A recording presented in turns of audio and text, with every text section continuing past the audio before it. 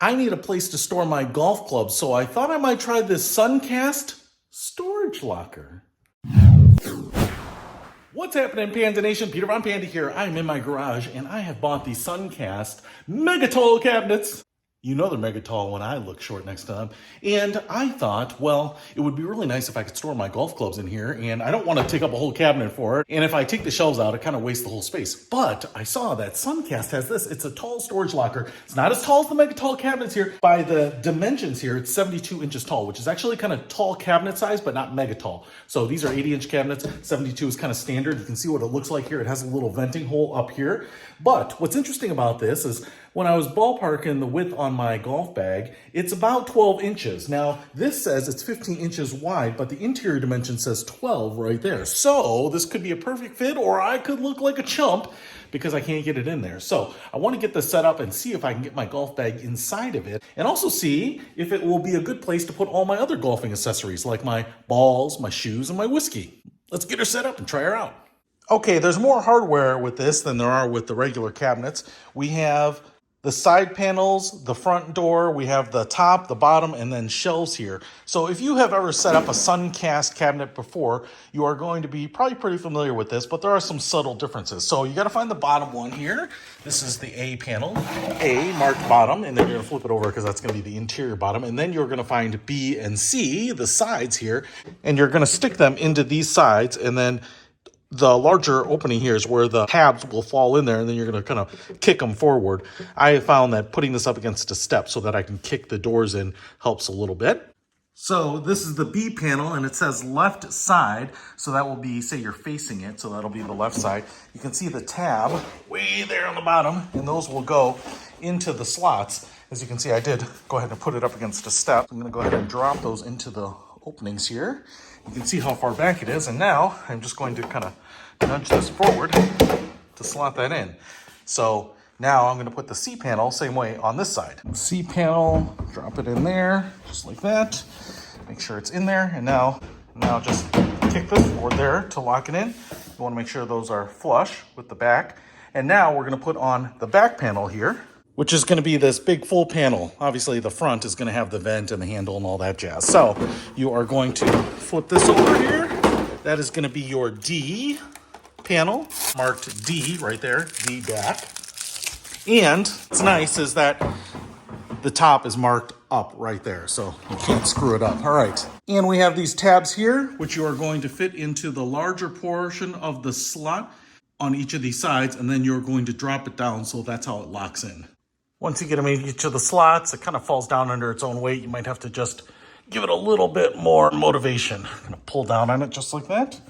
All right. And now the back is on.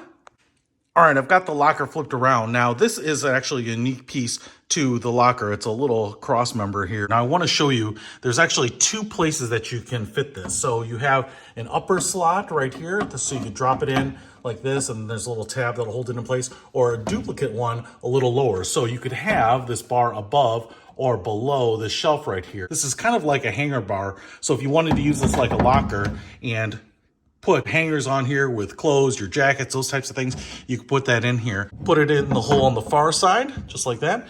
And then I am going to drop it down on this side and lock it in. Now we have that little crossbar in there. It still allows me, if I wanted to take out the shelf, to use this like a little locker and hang up clothes right there. But I can also put my shelf up here and hopefully put my golf balls, hats, gloves, things like that up here on the top. All right, next piece here is the top. And the tabs at the top are going to fall in the larger portion of these slots and then get pushed forward. So you're actually going to put the top on a little farther back and get those tabs to fit in large portion of the slot here. And you want to make sure they're all pressed down. And then normally what I do is I try to slide it forward as much as possible and then use a little motivation, a fist on the back, to kind of pound it forward. All right, onto the shelves, and you can see we have lots of spots for shelves here. And as I was thinking about it, I actually noticed that they have one shelf really low for shoes and work boots and things like that. But I think I'm going to be my own man and put the shelves up way at the top here. Now, that is because there's a vent hole at the top, and even if I put my shoes in here and they are a little nasty, wet, I actually want them up by the vent hole so they can dry out, breathe a little bit, you know, like a fine wine. And so how do we get this sucker in? There are little cutouts on the ears here on one side, and then there is a lip for the front. So those little cutouts will go on the back. I'm going to go ahead and just kind of twist it in here like this.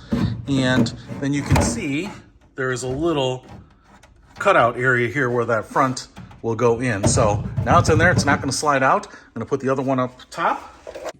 And I guess since I'm not gonna hang any clothes, and because I can't get this shelf in with this bar, I'm going to go ahead and remove that. So if you're not gonna hang anything up, then I guess you don't have to worry about that. That bar doesn't seem to provide any structure or anything. All right, cool.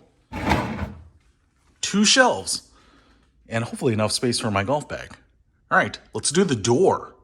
All right, let's do the easiest part here. Here's the handle. You have this straight edge here. That's going to be the part you grab. So you're going to want that on the outside here. You're going to just drop that in and push this piece down so that it goes under this lip. And then once you've got that forward, then you're going to push the back down and snap it into place. Now, my experience has been that sometimes it's kind of hard to press in there. It's a tight fit. So I've kind of found that pushing on the back with my hand and then pushing on this side right here on the edge to get these 2 pieces to marry up is sometimes pretty helpful, but once it snaps in place, then it's pretty secure. All right, then you're gonna install this vent panel right up here. This is pretty obvious. You're just gonna lay it down, line up these holes. You have these screws here, and then you're just going to screw this into the resin with hopefully a power tool, but you could use just a regular Phillips head screwdriver. And my tip here is that because this is resin, you don't want to over tighten it. So if you're using a cordless drill or a powered screwdriver, something like that, you want to just make sure that it gets flush, you know, just tight, but you don't want to strip it. All right, now the door goes in. This takes just a little bit of manhandling a little bit. There's a hole down at the bottom, and the post on the door will go right in there. Feel that fall in. And then what I have done here is generally tilted the door and started to pull it back, and then sometimes kind of beat it with my hand. There is a little channel there where once you get the door kind of pushed up to that channel, it will kind of guide it all the way to the hole. There we go. And now we have a door. All right, now there's 2 hinges on the door, and they have this smaller piece and this larger piece. And the way I found to press these 2 together is that you just lay them like this, like L's, with the lower L portion facing away from you. Put them on a hard surface, and then if I just push this one on here just like this, it seems to snap in place. Otherwise, you're kind of fighting these things all the time. So as long as both of the short ends are facing the same direction, they just snap together just like that. Now we can screw them on too.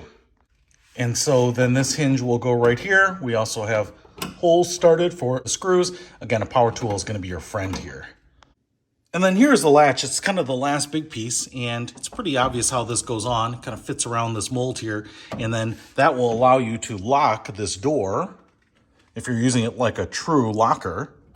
Keep it nice and secure. So just add the screws there. And then this piece is a hook here, and it's kind of your preference if you want to put this in or not.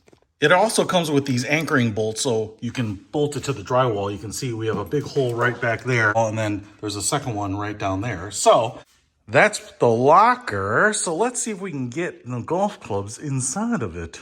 All right, so that's the finished product here. That's the locker. As you can see, it's a little shorter than the mega tall cabinets, but the standard cabinets, it'll be the same height, just skinnier.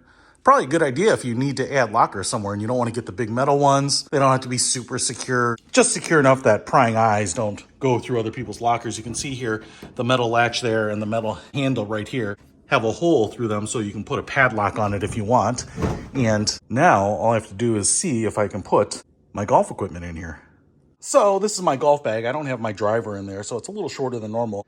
But this is your typical stand bag. It's a little smaller than a hybrid bag or a staff tour bag or a cart bag. So it's kind of your standard bag. It's probably one of the most popular ones. When I kind of ballparked it, it looks like it's about a foot wide. That says it's a foot wide. So let's see if it fits here. Lift up the legs and look at that. Fits side to side. It's not scraping as it's going in. As you can see there, we have some space on that side. And even with the strap peeking out here a little bit, man, that fits in there perfectly. It's not going to be scrunched at all. that 15 inches deep, 1 foot wide is perfect. And now I could put my golf shoes up here so they air out behind that little grate. I could put golf balls and my accessories right here. So that is perfect. That is the perfect locker for my golf clubs. So I'm super excited because now they're available whenever I want them, but they don't disturb the look of the rest of my garage. And, you know, as you get dust, dirt, pollen, stuff blowing through your garage every now and then, you don't have to worry about grabbing your clubs and having them all dusty because they are protected inside this locker here. Just kind of cleans it up and it's perfect. No wasted space. Hey, if you want to pick up this Suncast Platinum Locker because having your valuables safe, secured, organized, protected, preserved is going to make your life a little bit better. I'll put a link to this in the description below. Peter Von Panda, out. We can discover more and explore so much deeper.